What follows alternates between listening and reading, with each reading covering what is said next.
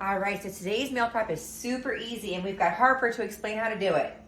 Hi, my name is Harper, and here are some Sliced potatoes, sliced potatoes, which are a healthy carb. what are a healthy carb. And what do we have here, Harper? We have a protein, Which is our chicken sausage. a chicken sausage, And we slice that into little and we dices, right? slice that into little dices. And what about our vegetable? What's our vegetable? Our vegetable is Brussels sprouts. Brussel sprouts.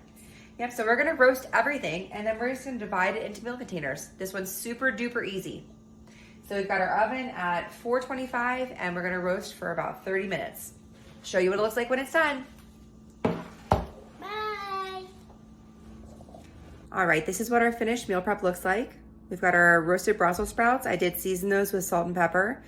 We've got our chicken, which is the andouille chicken sausage. And then we've got our roasted potatoes. I also seasoned those with garlic powder, salt, and pepper. All right, and so the entire recipe that I did makes 4 meal preps. Hope you enjoy.